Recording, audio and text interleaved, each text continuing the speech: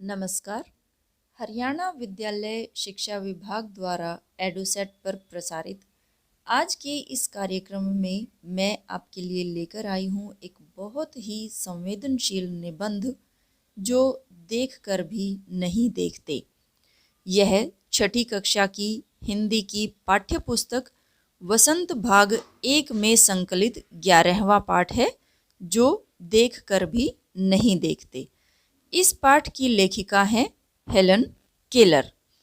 Helen Keller के बारे में मैं आपको कुछ ज़रूरी बातें बताना चाहूँगी बच्चों, और उसमें जो सबसे ज़रूरी है वह यह है कि आप जानकर हैरान होंगी कि हेलन केलर जब केवल 1.5 वर्ष की थी तो बचपन की एक गंभीर बीमारी के कारण उनकी देखने और सुनने की शक्ति जाती रही।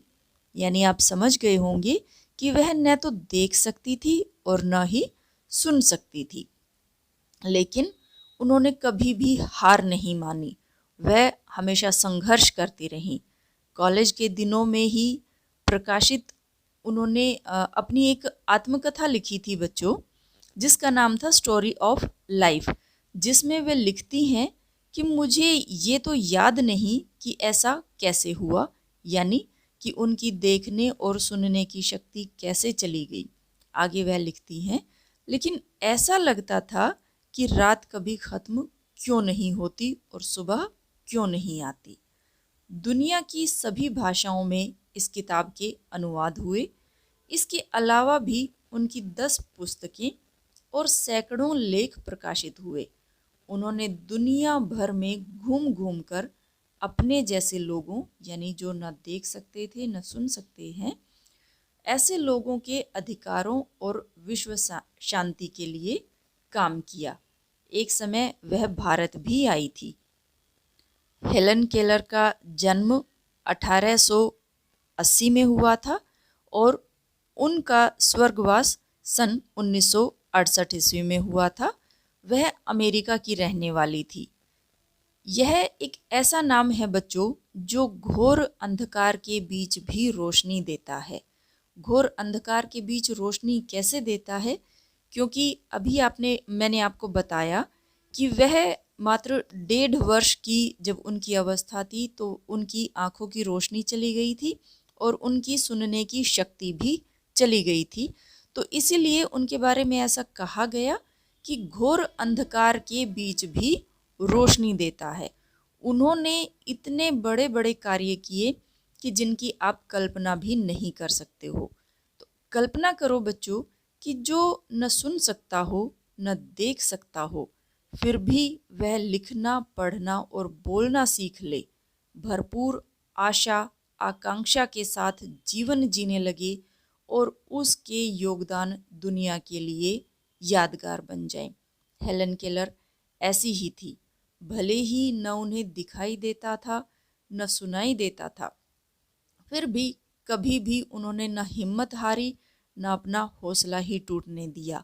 हमेशा संघर्ष करती रही और न केवल अपने आप को उन्होंने खड़ा किया, अपने आप को इस लायक बनाया, बल्कि उनके जैसे ही जो अनेक लोग थे उनको भी उन्होंने जीवन जीना सिखाया, उनके लिए भी मार्ग प्रशस्त किया, सरल किया। तो यह एक ऐसा व्यक्तित्व थी कि जिनके योगदान को कभी भी भुलाया नहीं जा सकता है। हमें इनके जीवन से प्रेरणा लेनी चाहिए कि भले ही हम कितने भी कठिन दौर से गुजर रहे हों, हमें कितनी ही मुश्किलों का सामना करना पड़े, चाहे हमारे शरीर में किसी प्रकार की अक्षमता ही क्यों ना आ जाए, लेकिन हमें कभी भी अपने हौसले को टूटने नहीं देना चाहिए।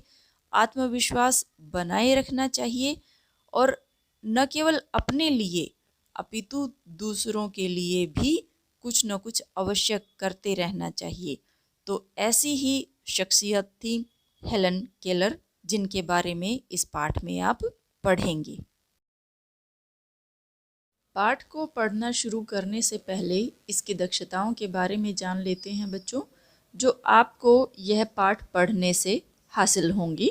तो आइए बात करते हैं इसकी कक्षा अनुरूप दक्षताओं की। पहली दक्षता है 602। विद्यार्थी देखी सुनी घटनाओं, रचनाओं, मुद्दों पर बेझिझक बात कर सकते हैं और प्रश्न कर सकते हैं। 612। विद्यार्थी कक्षा 6 के स्तर के गद्यांश, अनुच्छेद, कहानी, निबंध, जीवनी, एकांकी का सार लिख सकते हैं और उस पर आधारित प्रश्नों के उत्तर दे सकते हैं। तथ्यात्मक, निष्कर्षात्मक एवं कल्पनात्मक। 613। विद्यार्थी संज्ञा, सर्वनाम, विशेषण, क्रिया, क्रिया विशेषण, लिंग, वचन, कारक, उपसर्ग, प्रत्यय, संधि का संदर्भ या वाक्यों में प्रयोग कर सकते हैं। आइए बच्चों, अब पाठ पढ़ लेते हैं जो देख कर भी नहीं देखते। कभी कभी मैं अपने मित्रों की परीक्षा लेती हूँ यह परखने के लिए कि वह क्या देखते हैं। हाल ही में मेरी एक प्रिय मित्र जंगल की सैर करने के बाद वापस लौटी। मैंने उनसे पूछा, आपने क्या क्या देखा? कुछ खास तो नहीं, उनका जवाब था। मुझे बहुत अचरज नहीं हुआ क्योंकि मैं अब इस तरह के उत्तरों की आदी हो चुकी हूँ। मेरा विश्वास है कि जिन लोगों की आंखें होती हैं वे बहुत कम देखते हैं।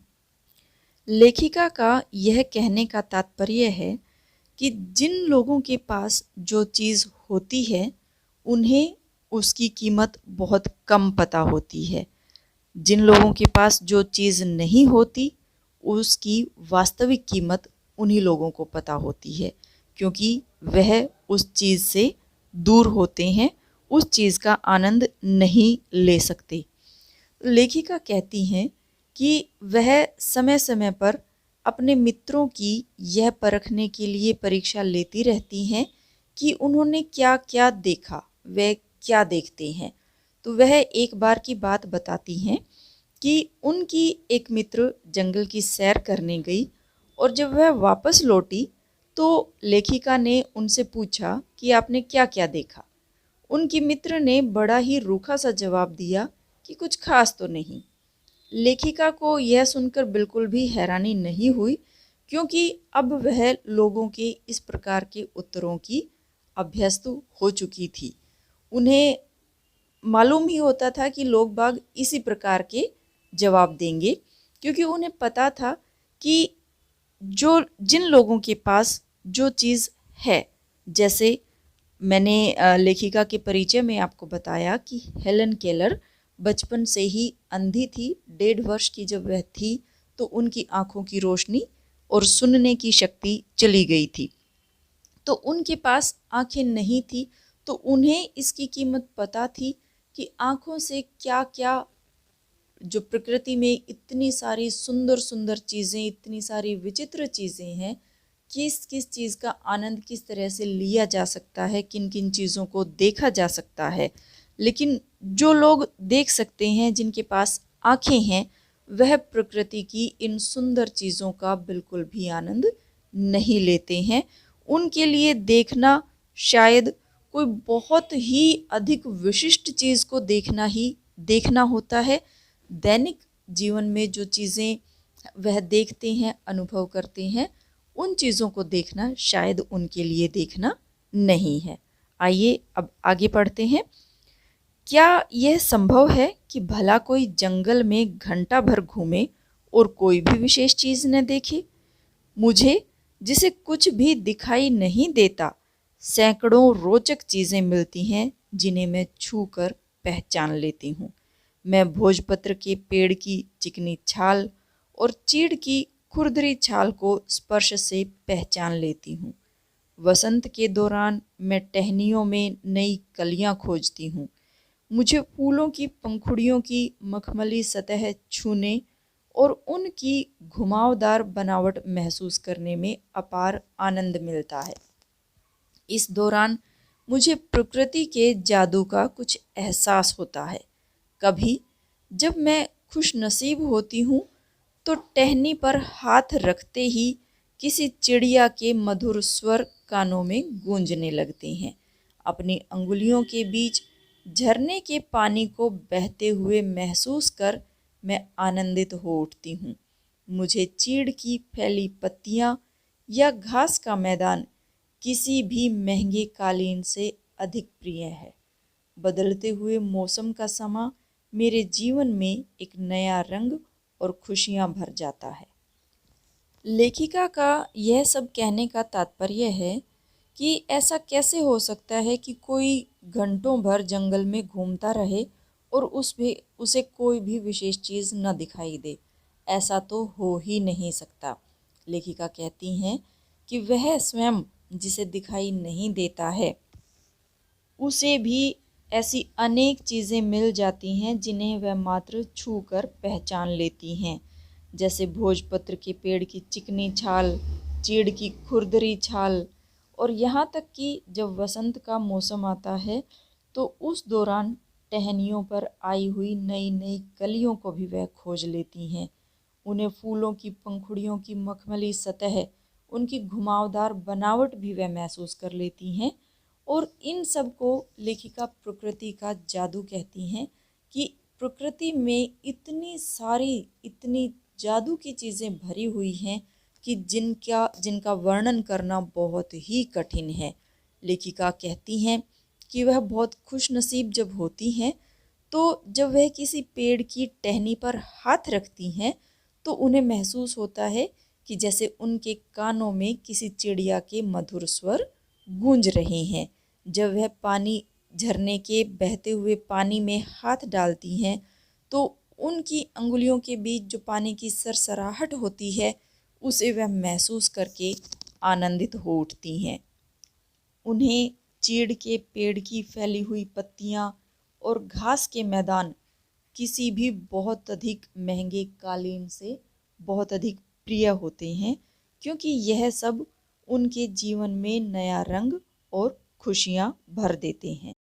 आगे देखिए बच्चों, कभी कभी मेरा दिल इन सब चीज़ों को देखने के लिए मचल उठता है। अगर मुझे इन चीज़ों को सिर्फ छूने भर से इतनी खुशी मिलती है तो उनकी सुंदरता देखकर तो मेरा मन मुग्ध ही हो जाएगा। परंतु जिन लोगों की आँखें हैं वे सचमुच बहुत कम देखते हैं। इस दुनिया के अलग अलग सुंदर रंग उनकी संवेदना को नहीं छूते। मनुष्य अपनी क्षमताओं की कभी कदर नहीं करता। वह हमेशा उस चीज़ की आस लगाए रहता है जो उसके पास नहीं है। यह कितने दुख की बात है कि दृष्टि के आशीर्वाद को लोग एक साधारण सी चीज़ समझते हैं, जबकि इस नियामत से जिंदगी को खुशियों के इंद्रधनुषी रंगों से हरा भरा किया जा सकता है।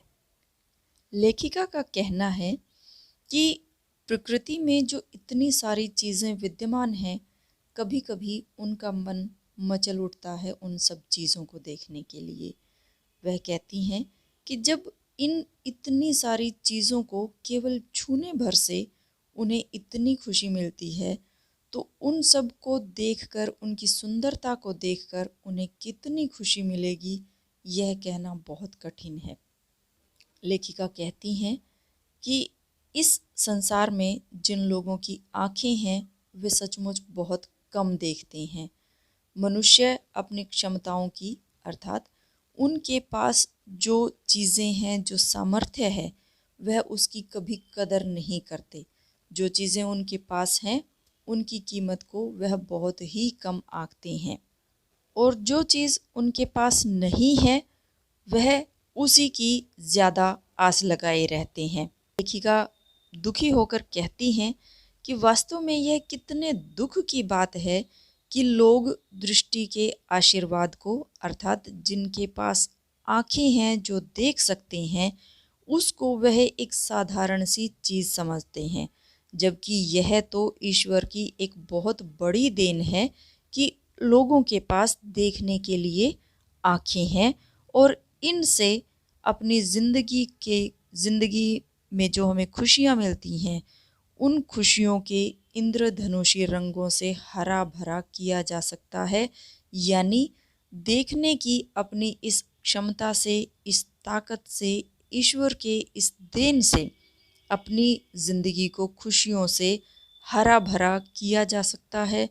रंगीन किया जा सकता है, लोगों को इस बात को समझना चाहिए कि उनके पास वास्तव में एक बहुत बड़ी शक्ति है, देखने की शक्ति, और इसका वह बहुत ही कम प्रयोग करते हैं, जबकि उन्हें इसका भरपूर प्रयोग करना चाहिए और अपनी जिंदगी को, अपने जीवन को आनंद से परिपूर्ण करना चाहिए।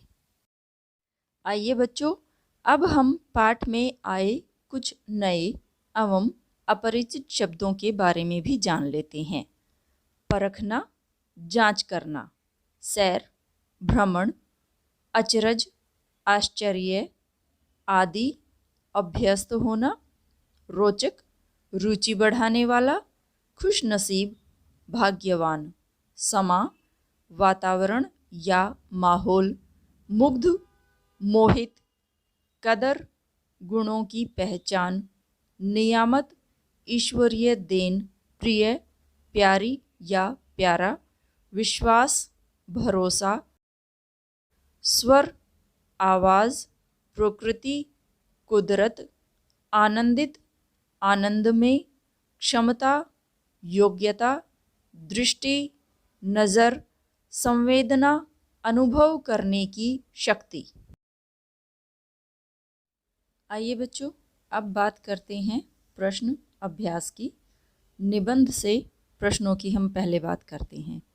पहला प्रश्न है, जिन लोगों के पास आँखें हैं वे सचमुच बहुत कम देखते हैं। हेलन केलर को ऐसा क्यों लगता था? उत्तर, हेलन केलर को ऐसा इसलिए लगता था क्योंकि लोगों की संवेदनाएं मर चुकी हैं। वे प्रकृति के वैभव में कुछ भी नवीनता नहीं देख पाते।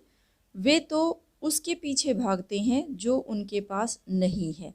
जो उनके पास है वह उसकी कदर नहीं करते, उसकी कीमत नहीं पहचानते। प्रश्न 2, प्रकृति का जादू किसे कहा गया है? उत्तर, प्रकृति का जादू वह है जो प्रकृति के रूप में नित्य कुछ न कुछ परिवर्तन करता रहता है। प्रकृति अपने रूप के आकर्षण से हमें अपनी ओर जादू की तरह आकर्षित करती है। प्रकृति में विविधता है, सुंदरता है। प्रश्न 3, कुछ खास तो नहीं। हेलन की मित्र ने यह जवाब किस मौके पर दिया और यह सुनकर हेलन को आश्चर्य क्यों नहीं हुआ?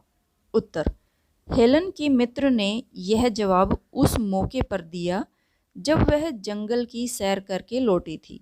हेलन ने उससे पूछा, आपने क्या क्या देखा? तब उस मित्र ने उत्तर दिया, कुछ खास तो नहीं।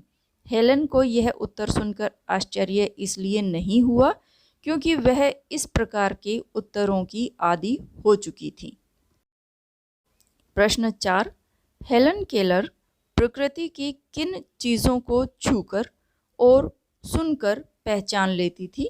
पाठ पढ़कर इसका उत्तर लिखो।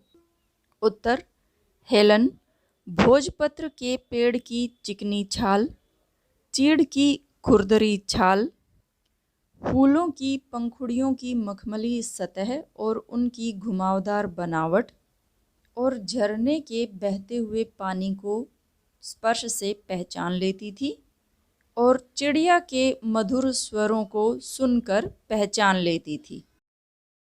प्रश्न 5, जबकि इस नियामत से जिंदगी को खुशियों के इंद्रधनुषी रंगों से हरा भरा किया जा सकता है, तुम्हारी नज़र में इसका क्या अर्थ हो सकता है?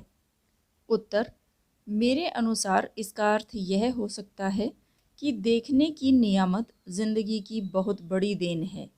इससे जिंदगी को रंगीन और खुशहाल बनाया जा सकता है।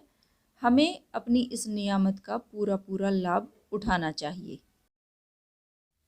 आइए बच्चों, अब हम बात करते हैं भाषा की बात की। इसके अंतर्गत पहला प्रश्न है, पाठ में स्पर्श से संबंधित कई शब्द आए हैं। नीचे ऐसे कुछ और शब्द दिए गए हैं, बताओ कि किन चीज़ों का स्पर्श ऐसा होता है। कुछ शब्द दिए गए हैं बच्चों, जैसे चिकना, मुलायम, सख्त, चिपचिपा, खुरदरा, भुरभुरा। आपने इन शब्दों के बारे में बताना है कि किन चीज़ों का स्पर्श ऐसा हो सकता है। चिकना, यह घी भी हो सकता है, तेल भी हो सकता है, कोई कपड़ा भी हो सकता है, फूल की पंखुड़ियाँ भी हो सकती हैं, कुछ भी हो सकता है। मुलायम, यह कोई कपड़ा भी हो सकता है, फूलों की पंखुड़ियाँ भी हो सकती हैं, कुछ अन्य कोई और वस्तु भी हो सकती है। सख्त, पत्थर, चिपचिपा, गोंद, खुरदरा, पेड़ की छाल, भुरभुरा, नमक, रेत, आटा, कुछ भी हो सकता है। अब अगला प्रश्न देखते हैं। अगर मुझे इन चीज़ों को छूने भर से इतनी खुशी मिलती है तो उनकी सुंदरता देखकर तो मेरा मन मुग्ध ही हो जाएगा। इस वाक्य में खुशी और सुंदरता दो शब्दों को रेखांकित किया गया है। खुशी जो शब्द है वह किसी भाव को और सुंदरता शब्द किसी की विशेषता के बारे में बता रहा है। तो ऐसे शब्द जो है वह भाववाचक संज्ञाएं कहलाती हैं। गुण और भाव के अलावा भाववाचक संज्ञाएं जो होती हैं उनका संबंध किसी की दशा और किसी कार्य से भी होता है।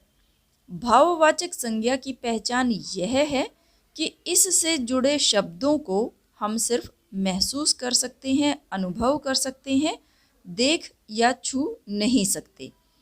आगे लिखी अभी आप आगे जब देखेंगे वीडियो में तो आपको कुछ भाववाचक संज्ञाएं लिखी हुई दिखाई देंगी, तो आपने उनको पढ़ना है और समझना है। इनमें से कुछ शब्द संज्ञा और कुछ क्रिया से बने हुए हैं, आपने उन्हें पहचानना है।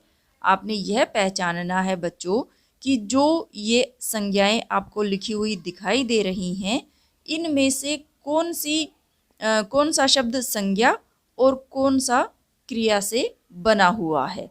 तो आइए देखते हैं वह शब्द। मिठास, बुढ़ापा, ताजगी, भूख, घबराहट, क्रोध, शांति, बहाव, मजदूरी, भोलापन, फुर्ती, एहसास। अब इन शब्दों में से आपने बताना है कि कौन सा शब्द संज्ञा से बना हुआ है और कौन सा क्रिया से। तो जो शब्द संज्ञा से बने हुए हैं उनमें है बुढ़ापा, जो कि बूढ़ा से बना हुआ है, और मजदूरी मजदूर संज्ञा से बना हुआ है। इसी प्रकार जो शब्द क्रिया से बने हुए हैं, घबराहट, यह घबराना क्रिया से बना है, और बहाव बहना क्रिया से बना है। अगला प्रश्न देखिए बच्चों। अब मैं इस तरह के उत्तरों की आदी हो चुकी हूँ। उस बगीचे में आम, अमलतास, सेमल आदि तरह तरह के पेड़ थे। ऊपर दिए गए दोनों वाक्यों में रेखांकित शब्द पहले वाक्य में आदि और दूसरे में आदि देखने में मिलते जुलते हैं, पर उनके अर्थ भिन्न हैं। नीचे ऐसे कुछ और शब्द दिए गए हैं, वाक्य बनाकर उनका अर्थ स्पष्ट करो। तो आप यहाँ पर देखेंगे बच्चों कि दो दो शब्दों के जोड़े दिए हुए हैं जिनमें बहुत अधिक अंतर नहीं है, देखने में बिल्कुल एक जैसे लगते हैं, लेकिन उनके अर्थों में परिवर्तन है। तो आपने इन शब्दों को वाक्य में प्रयोग करके उनके अर्थ को स्पष्ट करना है। पहला शब्द है अवधि। अवधि समय का द्योतक है, यानी यह समय का अर्थ बताता है। इसका वाक्य में प्रयोग हम इस प्रकार करेंगे, इस कार्य को पूरा करने की समयावधि क्या है। दूसरा शब्द है अवधि। वाक्य प्रयोग, तुलसीदास जी की अधिकतर रचनाएं अवधी भाषा में हैं। तो आपने देखा कि इस अवधि शब्द का अर्थ है भाषा। अगला शब्द है मैं कमरे में हूँ। तो आपने इस शब्द का अर्थ पहचान लिया होगा कि किसी चीज़ के किसी स्थान के अंदर होना। अगला शब्द है मैं अपना काम स्वयं कर सकती हूँ। यह उत्तम पुरुषवाचक सर्वनाम है। अगला शब्द है मेल, जिसका अर्थ होता है योग करना या मिलाना। जैसे इसका वाक्य में प्रयोग हम देखेंगे, दो वर्णों के मेल से होने वाले परिवर्तन को संधि कहते हैं। अगला शब्द है मैल। वाक्य प्रयोग, कपड़ों का मैल साबुन लगाने से जाता है। अगला शब्द है और। वाक्य में प्रयोग देखिए, मेरा घर यहाँ से पूर्व दिशा की ओर है। तो इस ओर का अर्थ हुआ यह दिशा सूचक शब्द है। दूसरा शब्द है और। ऋतु और ज्योति काम कर रही हैं। तो यहाँ से आपको स्पष्ट हो गया होगा बच्चों कि यह एक योजक शब्द है जो दो अलग अलग व्यक्तियों वस्तुओं के बीच में उनको जोड़ने के लिए प्रयोग किया जाता है। अगला शब्द है दिन अर्थात दिवस। एक सप्ताह में 7 दिन होते हैं। दीन अर्थात गरीब, हमें दीन दुखियों की मदद करनी चाहिए। सिल, पत्थर का एक बड़ा सा टुकड़ा जिस पर चटनी अथवा मसाले पीसे जाते हैं। आज मैं चटनी सिल पर बनाऊंगी। अगला शब्द है शील अर्थात नम्रता, मुझे शील स्वभाव वाले व्यक्ति बहुत अच्छे लगते हैं। आइए बच्चों, अब बात करते हैं अनुमान और कल्पना की। यहाँ आपके सामने एक चित्र दिखाया जा रहा है। इस चित्र को पहले तो आप ध्यान से देखिए और बताइए कि इस चित्र में तुम्हारी पहली नज़र कहाँ जाती है।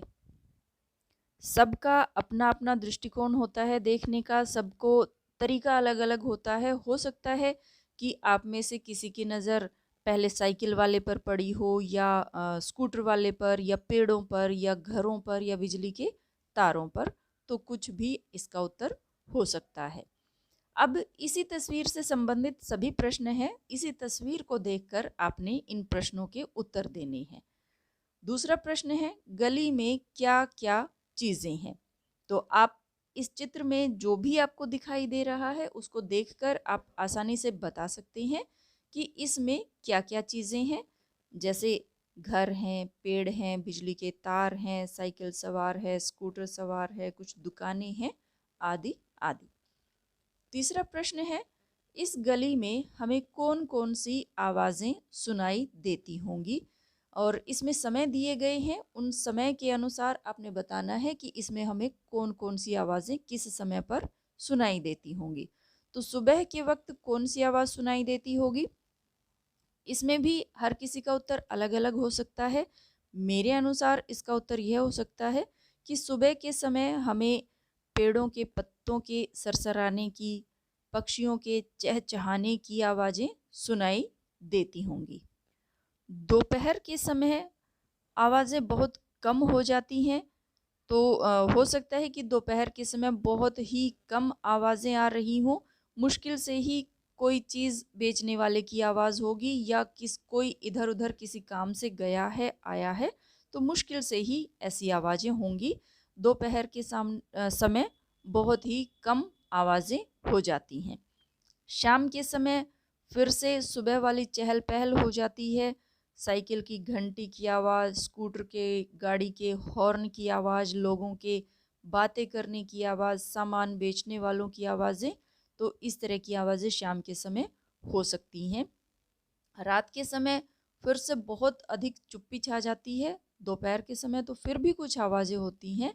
रात के समय उसके मुकाबले में आवाज़ें और भी कम या कहिए कि न के बराबर ही हो जाती हैं।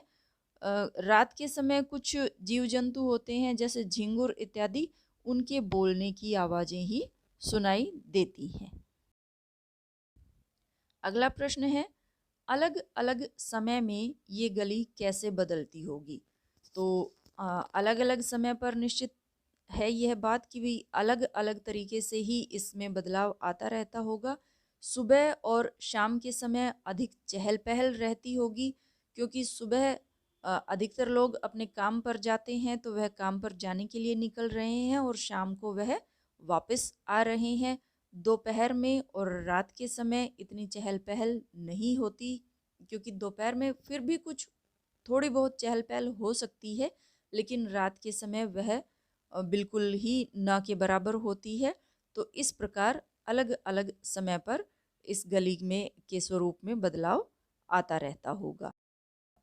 अगला प्रश्न है, जो आप इस चित्र में बिजली की तारें दिखाई दे रही हैं आपको, तो अगला प्रश्न उसी से संबंधित है कि ये तारें गली को कहाँ से कहाँ जोड़ती होंगी।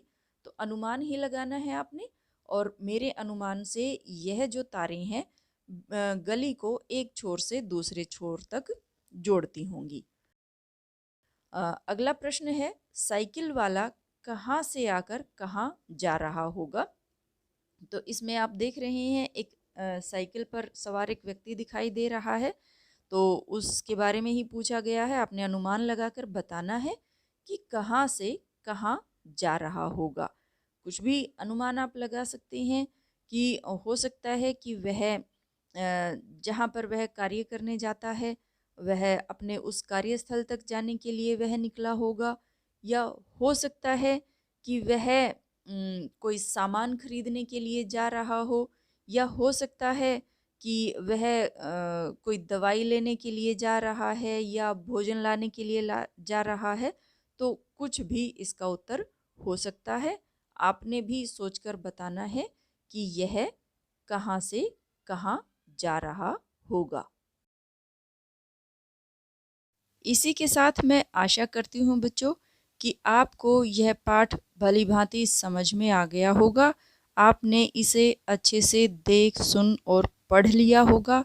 अगले किसी और पाठ में शीघ्र ही आपसे फिर मुलाकात होगी। तब तक के लिए इजाज़त दीजिए। नमस्कार, धन्यवाद।